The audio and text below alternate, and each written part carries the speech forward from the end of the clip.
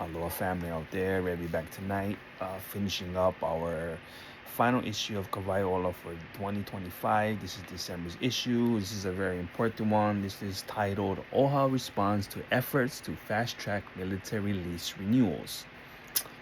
Without exception, beneficiaries objected to the renewal of military leases. Ben Schaefer, an Air Force veteran, testified that the military today, quote, is very different, saying that if they train on our land, then we become part of that killing wherever it might be. We don't want to be any part of it. James, who has toured the impact zone, testified that the level of devastation was really shocking and asserted that the military's claim that they are making Hawaii feel safe is false. What happens on these bases makes Hawaii one of the hottest nuclear targets on the planet. This cannot be allowed to continue, he said. For months, Governor Josh Green has been working with U.S. Secretary of the Army Dan Driscoll to fast-track renewal of expiring military leases in Hawaii, despite community sentiment and the Board of Land and Natural Resources' rejection of both of the Army's environmental impact statements to renew state land leases in Pahakuloa and on Oahu earlier this year.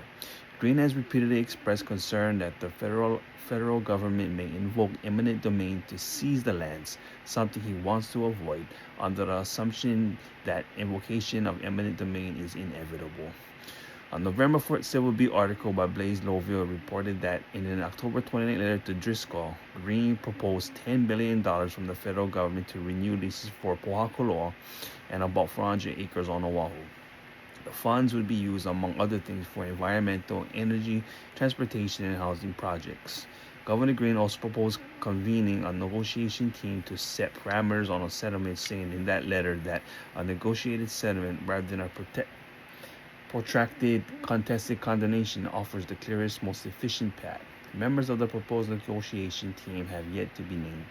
OHA's military lease response plan was approved on November 13 and calls for OHA to be included in Green's joint negotiation team and to co-chair the state's technical working group along with the Department of Land and Natural Resources. The state constitution requires that Native Hawaiians and OHA not only be considered and consulted but also compensated for any use of the lands of the Public Land Trust, said OHA BOT Chair Kaiali'i Kahele. Our beneficiaries are insisting that OHA be a leader with the state in talks with the military about the future use of our lands.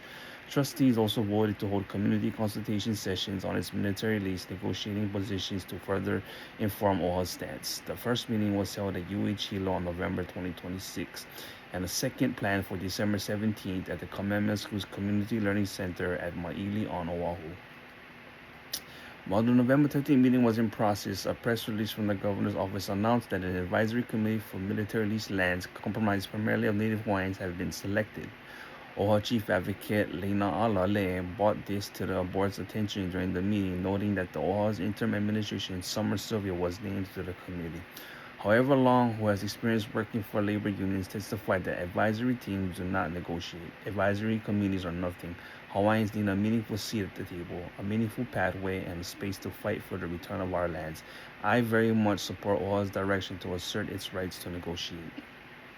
It's important these conversations do not occur in silos or in a rigid linear sequence, said Silva. The idea that condemnation is inevitable and that discussions must focus solely on valuation overlooks all the viable paths still available. Exploring all options is not only prudent, it is essential to avoid forcing Hawaii into false choices. Following up on November 17, Kahele sent a letter to the U.S. Senate and House Armed Service Committees with copies to government leaders, including Green and Hawaii's congressional team, regarding the lands leased by the military. The letter requested inclusion of Section 2831 in the final version of the fiscal year 2026 National Defense Authorization Act, along with a targeted amendment requiring formal consultation with all Native Hawaiian organizations. It is important for our national leaders to understand the history and the responsibility that the federal government, the Office of Hawaiian Affairs, and the state of Hawaii all have on the issue. All right, guys, check it out.